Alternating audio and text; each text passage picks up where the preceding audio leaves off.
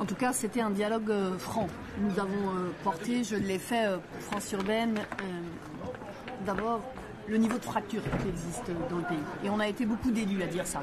Les fractures sociales, fractures territoriales. L'urgence de mesurer enfin, j'allais dire de comprendre enfin à quel point notre pays est fracturé. Pour ma part, j'ai insisté par exemple sur 2 sujets, comment le pouvoir d'achat pèse sur les ménages et notamment la flambée des prix de l'alimentation, 15% sur les prix de l'alimentation en 1 an, c'est le quotidien des plus modestes, mais aussi de beaucoup de familles de la classe moyenne. J'ai dit à la Première ministre, Madame la Première ministre, les classes moyennes de ce pays, pour une part, vivent mal aujourd'hui.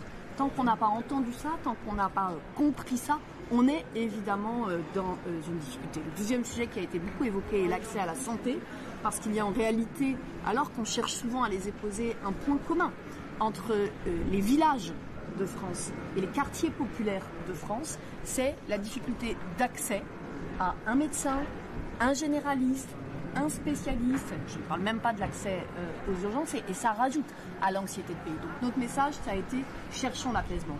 Pour ça, évitons de rajouter de la difficulté à la difficulté. J'ai évoqué pour ma part 2 sujets. En effet, François Sauvadet l'a dit avant moi, il n'est pas question de voir le retour de ce qu'on appelle les contrats de Cahors. De ce point de vue, les propos de Bruno Le Maire ont heurté les associations d'élus. La Première ministre s'est engagée devant nous sur ce point.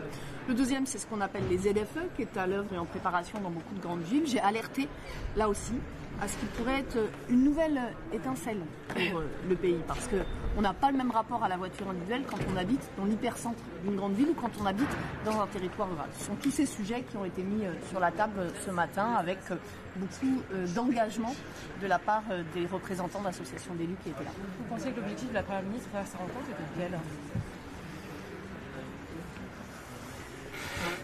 En tant que présidente de France Urbaine, quand la Première ministre nous invite à échanger, on est autour de la table pour être constructif, pour être exigeant. Ce que je constate, c'est qu'il y a eu un échange, qu'il y a eu des questions posées sur la table.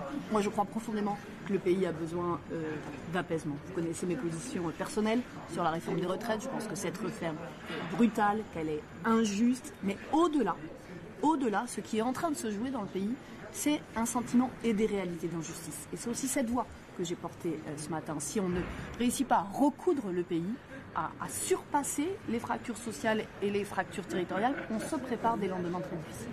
On parle d'agenda territorial, mais concrètement, ça signifie quoi ? Concrètement, Christophe Béchu a annoncé tout un planning de travail pour toute l'année qui vient. Eh bien, si tout cela se confirme, nous serons évidemment au rendez-vous.